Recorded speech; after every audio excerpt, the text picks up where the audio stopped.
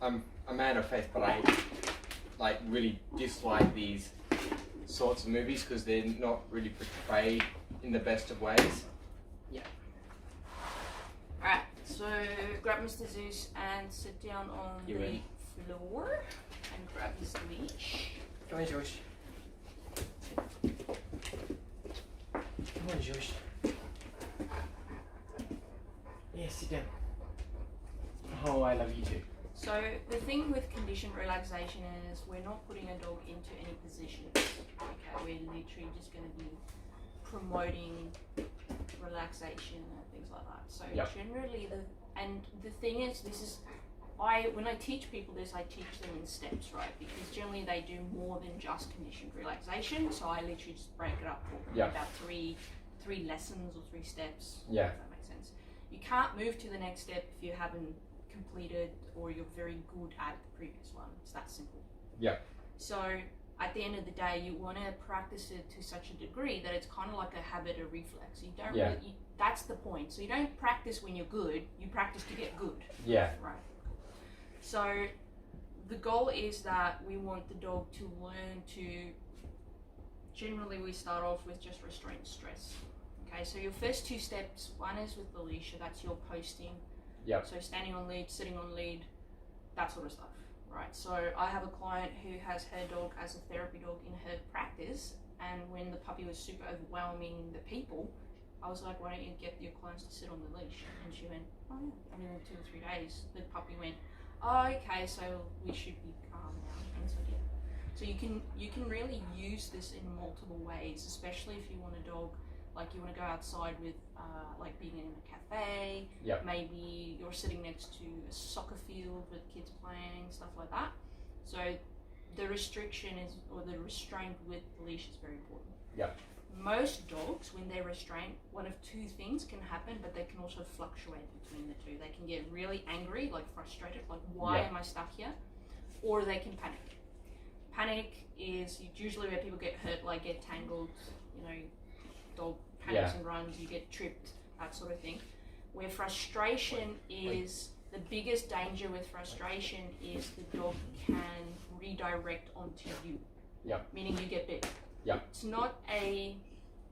It's not because they're being aggressive, it's frustrated and you are the redirecting target. So it's kind of like when you have a really bad day at work, but because you can't tell your, let's say your boss he's an idiot, Yep. you take it out on your family because it's safer.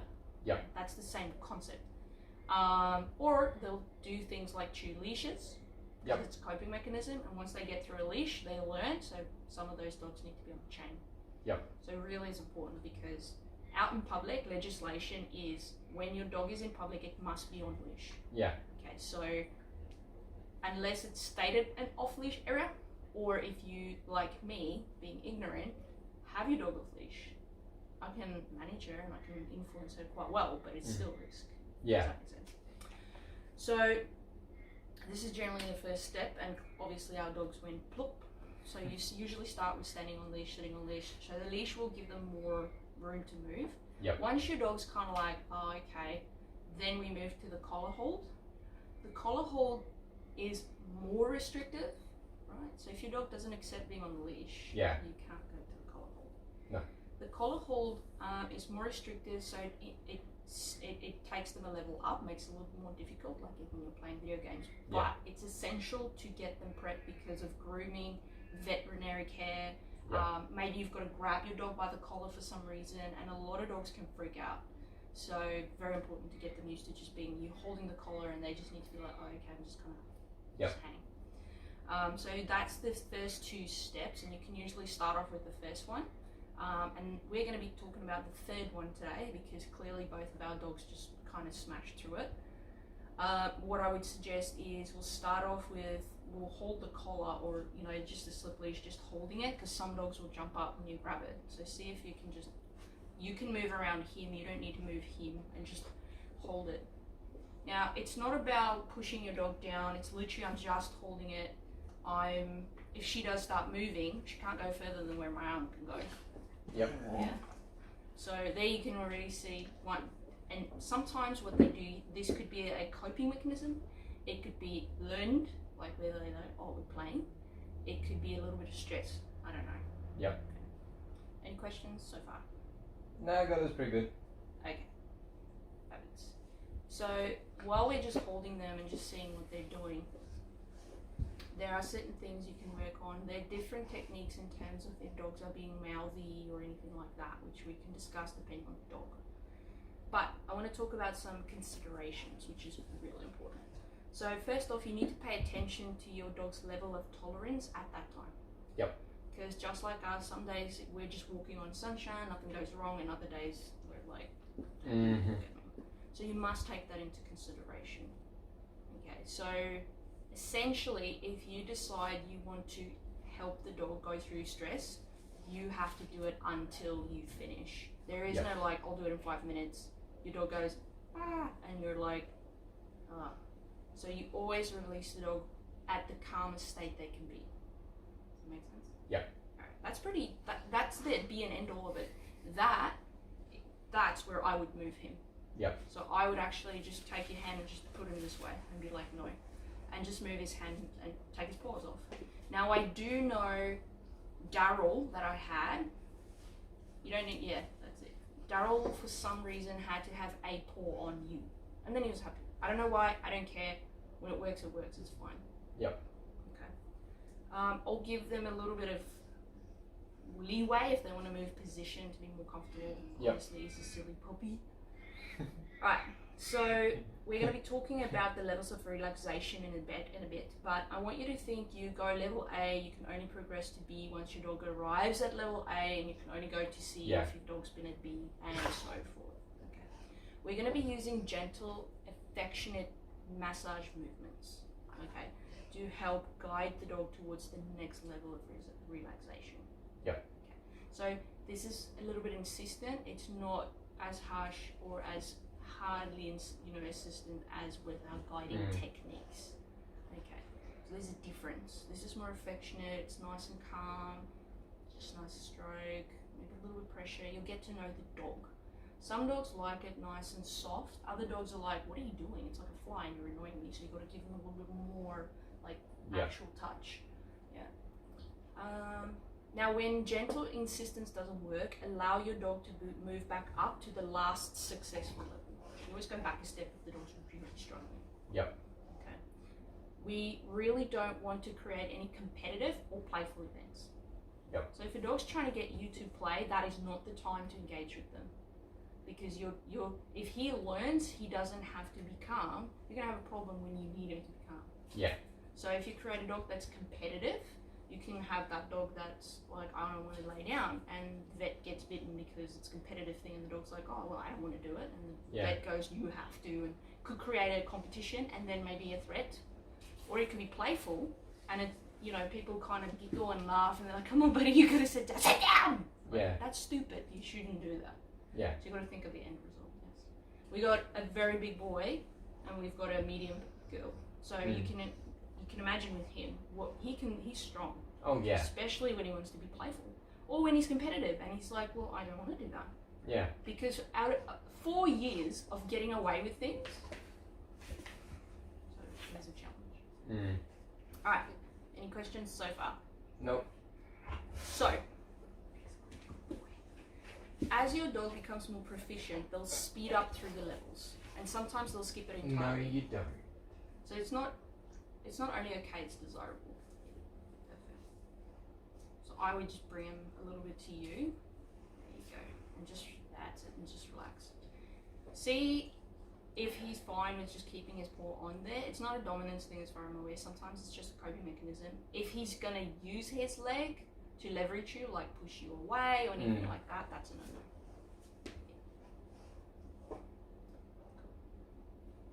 Alright. So in the beginning, it's helpful to train relaxation after you do play sessions. So you can start having Harley.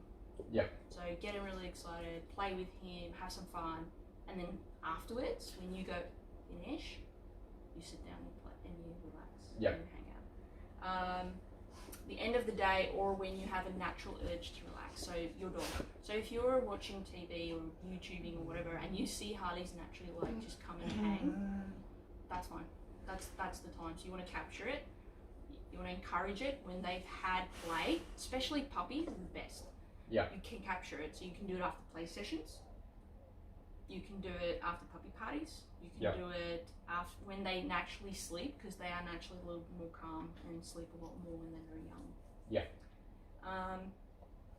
Once your dog becomes skilled at relaxation, meaning they consistently show that they can do it, then and only then can you put it on cue.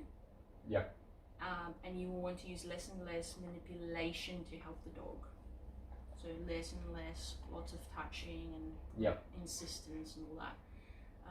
That's kind of what you're aiming for. You're kind of aiming for the point where you, let's say you're at the vet, dog's amped up, sniffing all the other dogs, saying hi to all the technicians, and then you go into the, let's say into the examination room, dog goes on the table and then go easy, or calm down buddy, chill out, whatever your verbal cue is, your dog should drop in arousal level.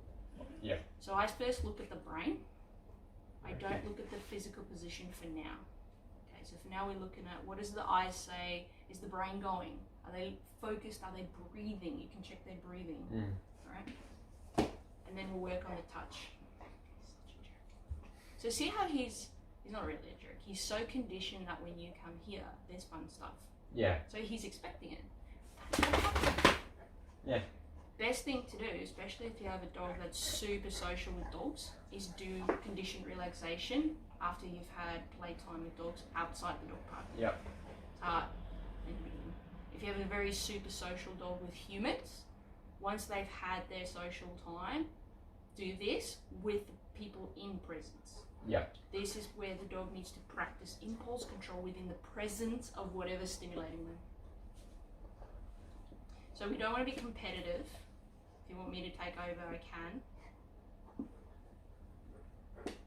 So see how he wants to play. Yeah. Alright, once you've got the cue, once you've got a dog that can kind of, you have two options. You can either go through step 1, 2, 3 in one location and then randomly go through it, or you can go, I generally like to do like a wave, where as my dog is really good at step 1, I'll take step 1 into different locations, like standing on leash, and then maybe collar restraint, I'll start at home. And as the dog gets better at that, then I'll take the dog into different environments with collar hold, but I'll start the actual touchy stuff. Yep. Okay. This is like leaking as well. So the dog that's like, I want to move. Alright.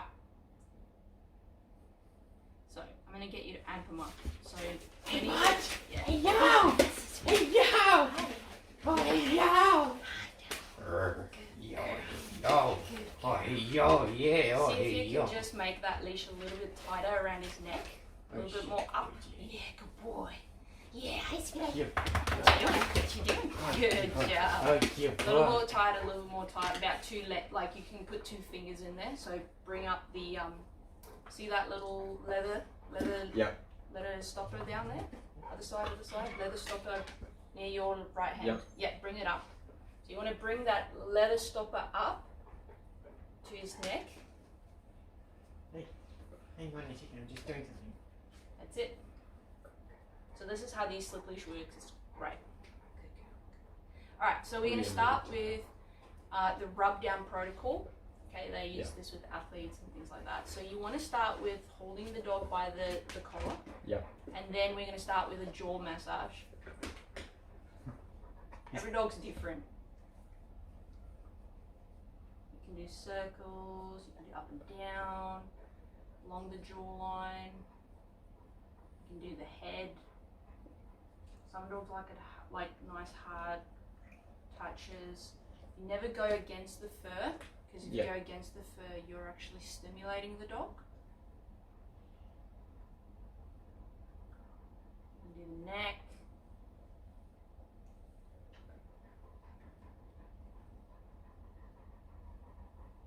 If you do any kind of strokes, it's got to be nice and slow. I don't feel like kisses, bud.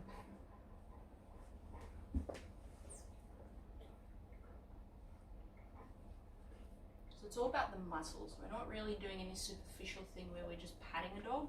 We're really trying to get... I love you too.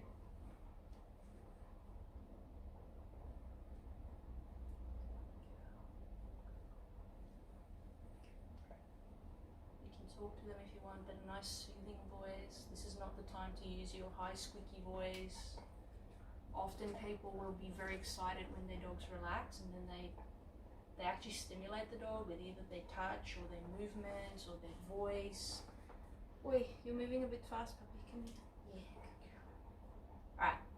From there, you're going to start going down the back, very gently, nice strokes. We want to encourage the sit. Maybe not on top of you. So see again, there comes the competitiveness, the play. Yep. You don't want that. So this will be something that, and then, oh no, you're just too good. So this will be something that I'll be working with him for the next week, and then next week he should be better. Now if you can't get him to sit, you just stay, you have to go back to the next one. So go back to collar hold, and if he's still being a jerk, sit on the leash, and you're just going to hold the leash like this, like you're not even engaging or anything like that.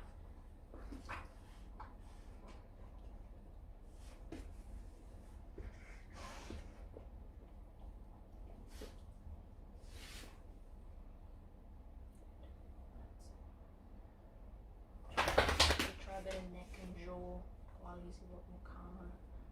So the quicker you move, this is hard for us with ADHD. I'm warning you right now. That's why I have to do something, like I'll have to watch something intellectual like cinema therapy. That's right now what I'm struggling with. I'm just wanting to move. Yes. Nothing wrong with you moving like your feet and stuff like that. I love you too, bud. Come on. And do you know the funny thing? Normal people, like people that don't have ADHD or impulse control, that can actually relax, like people who do meditation, people who do breathing and things like that, they don't do it with their dogs. Yeah. So what you create is you create a dog that goes 100 miles per hour and then sleeps when the battery's flat. Yeah. And it makes it difficult when you need them to be awake, but in a calm state of mind. So often I might include like breathing exercises for people. Yep. You know, like I like to put my hand on my tummy and then I like to push my tummy out as I breathe in, stuff like that. You can make it a little bit more fun. Not fun, but a little bit more engaging, but it's not supposed to be fun. It's not supposed to be stimulating you into play. So see, even Ziva tries to play. So. You got such a wet tongue, bud.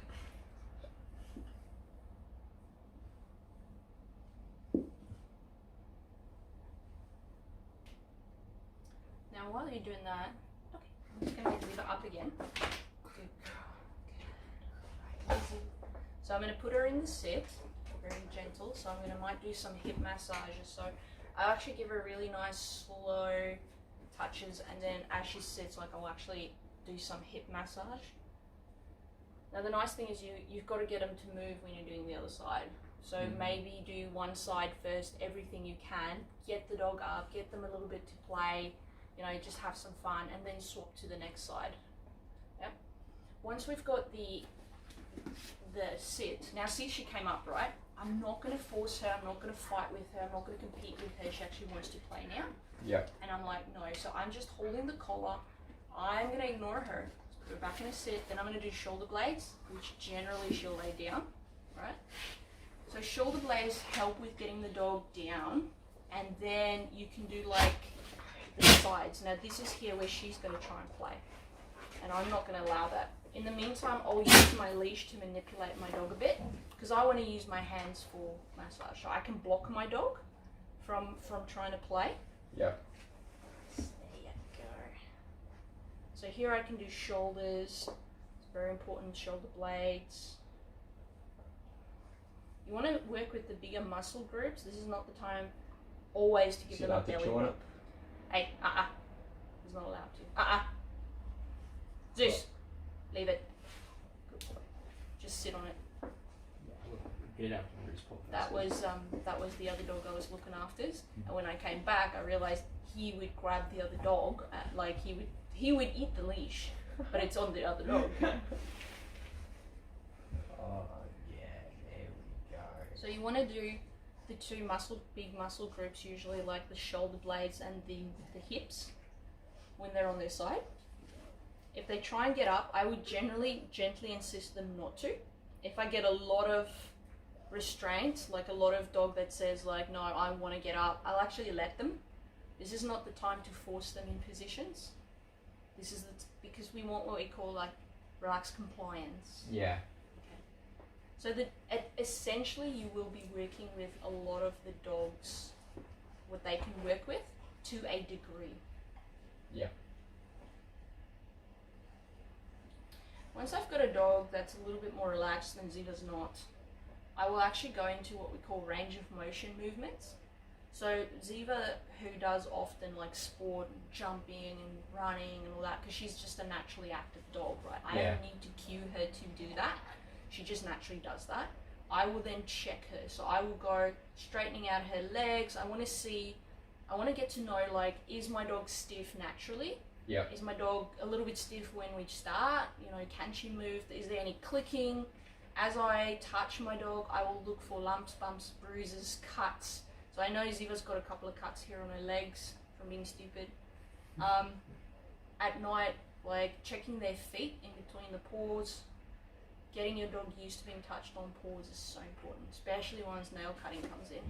When I do it with Sandy, she falls asleep. Yeah. So you can see Sandy naturally has that capability to relax. Yeah.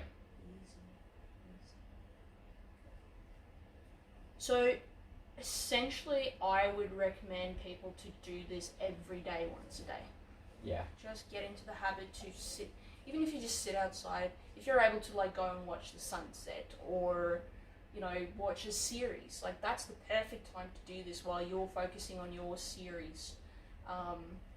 Even hanging out with the family. So maybe you've got a couple of dogs and, you know, family can sit together and talk about what they've been doing. Really just spend that quality time and getting to know your dog.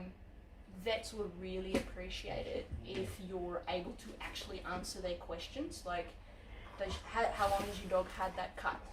Yeah. You know, how long has your dog had that bump? Because vets can only make determinations and things based on the data they collect. Yeah. And if you're not aware, it's not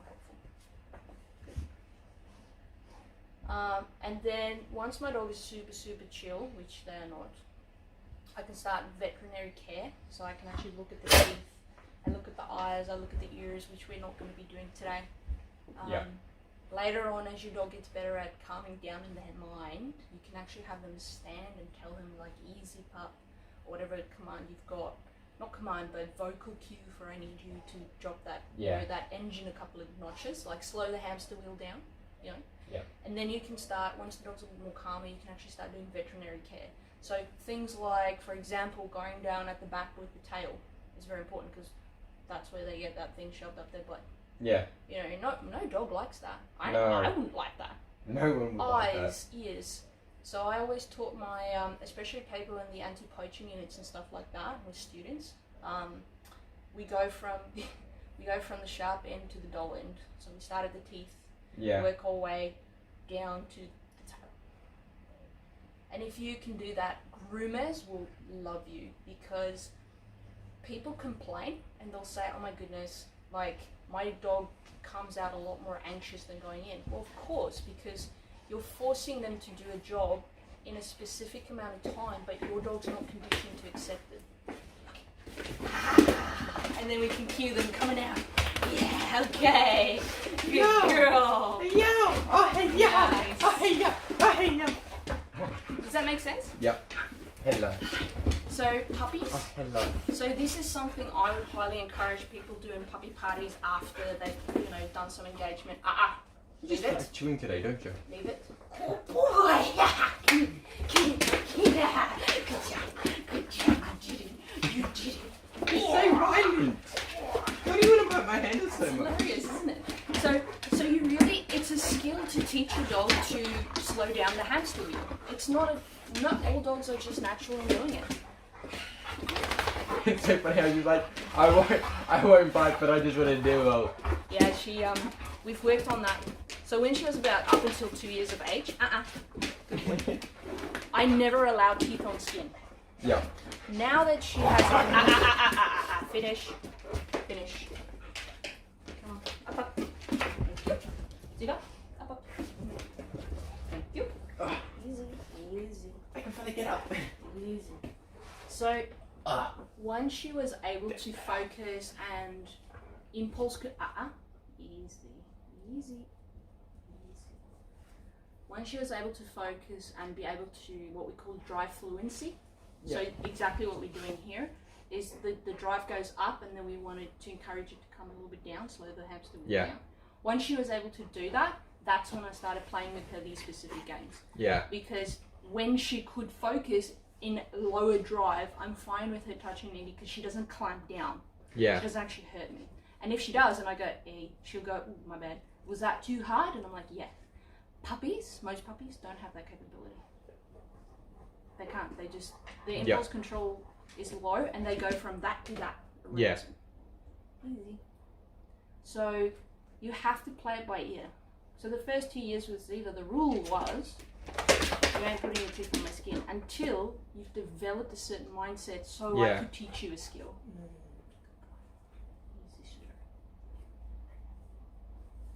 So this is an important skill to learn, especially if you're going to have an assistance dog, especially if you have a therapy dog. Yeah. But to be honest, if you're going to have a dog, this is what you should be doing. This is one of the essential skills you need to teach your dog. Yeah. If you don't, then you're going to get that jerk of a dog and that dog that just does what it wants when it wants and sleeps when its batteries are flat. It's not very comfy. Especially your big ass dogs. They can do a lot more damage. Yeah. But your small dogs, they're in a mental state they shouldn't be in. Yeah. That's why I say if you're planning on having a dog, you should be doing this. Yeah. Okay. Do you have any questions? Not you. You started from, so say I literally got a puppy tomorrow. Yeah. Like, best time to start it straight away? Stand on leash. Yeah. That's the first step. So posting. Okay. Once I can get a dog to chill that, then I'll start to drop it down to kneeling. Yep. So most dogs, when you start going on their level, they're like, oh, you're down my level, so we can play, right? But if I'm like a 2-year-old, I'm on your level, but I'm actually standing. Yeah. You know? So I'll then do a sit on leash, like a kneeling or a sit. If I'm at a park bench, maybe I'll invite the dog up, but I'll actually go and sit on the leash. So if I invite my dog up to my couch, it doesn't necessarily mean I want to interact. I just like, come and sit next to me. So that's the first step. And these are progressions within the first step. Yeah. Second step, and you can see he's kind of already like, I'll play, is I'll hold the collar, and I'm not actually relaxing my hand. I'm not really doing anything. Yeah. So let's see what he does for a couple minutes. That's what we start with. So puppy, rescue dog, whatever. Yeah. Yeah. That makes sense. Okay. Generally the first week, I'll get people to do the stand on the leash exercise. Yeah. Once a day for 10 minutes. Okay. That's the deal. If they, let's say they don't do it often enough, and I'm like, okay, show me, and they show me, and I'm like, well, you're not ready for step 2. Yeah. I won't let them do step 2, and I'm like, I cannot take you to the next level until you and your dog learn. Yeah. Because people, we're so stimulated all the time, we're not relaxing ourselves. No, we're not. And yet people expect it from their dog. Yeah. You have to be a mirror so your dog can mimic you. Yeah. But to go, calm down! Okay. And yeah, sure, I'm going to do the complete opposite. And I actually I've had a couple of clients who were emergency personnel. For example, a paramedic. Yep. And she would actually get frustrated and yell at her dog, her pup, which was a boxer. Boxers are naturally inclined to be bouncy. But she gets frustrated and then she yells at her. Yep. Or I have people with German Shepherds, Chihuahuas, it doesn't matter. And they yell at the dog. And I said to her, is that what you will do with a patient? Because if I was a patient, right, and I was bleeding nearly to death, and my paramedic ran in and went, oh my goodness, I think you're gonna die. If they panic, I'll panic. Because if the professional panics, it must be bad. Yeah. So if you're your dog's leader, and this is what I did with snakes in South Africa with the little puppies. If we came across a snake, I freak out and I run away. And the puppies go, oh, and they follow me. And they'll go, wow, if mum's Yeah. scared of that, I should be too. Yeah. Now, obviously, some puppies got it and some didn't. Different story. What was I saying? Yeah, so you need to be able to, your dog needs to be able to mirror. If you're not able to calm down, it's very unfair. Yeah. Because if you expect it from your dog and you can't help them create it, you've got the wrong dog. Yeah. I don't care what breed it is. Or age. That's gonna be a tough one for me because I only have 2 modes. That's stop and go. If that's your modes, that's the dog you're gonna have. Yeah. So, I'm a very busy person, but that's why I tether my dogs. Yeah. So when I'm moving, they don't. It's for me. There is anything in excess isn't good. Yeah. So a dog that follows you is fine, but it shouldn't be your shadow and velcroed to you. Yeah. So that's where I might tether a dog, and you can see clearly with him. He's a lot more calm. I have practiced this with many dogs, so I naturally have that aura then, or energy, body language, whatever you want to say to make it logically understandable for yourself. Same thing. I'm not forcing him. Yeah. I'm not grabbing He's just chilling. him. Now, if he starts to play with me, I have options, and that's why I wanted you to do it today. And I wanted because you want to see the difference between a dog that's got a bit more experience and a dog that doesn't. Yeah. So this, I think, is all part of the pain that he's like licking and itching and stuff. I think because there's nothing wrong with his skin. He's got a good diet. He's got good exercise. His skin's looking good. A lot better. So there must be something, and you'll see when you touch him, he'll flinch. Yeah. Yesterday he wanted to pee. He wanted to mark in the gym. Yeah. So I grabbed him, and I grabbed him here, and he growled, but only for like 2 seconds. And I stopped, and I didn't let go, right? But I held, and very even pressure, and then he settled, and I was like, okay. So it's fine if someone steps on your toe and you go, ow, like nothing wrong with that. So he's clearly in pain. Yeah.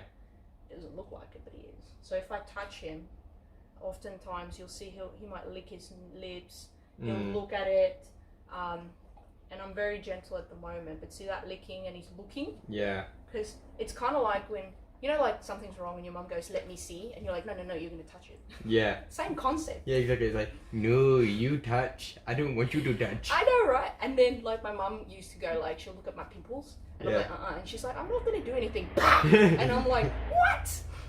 That's what Mum did to me too.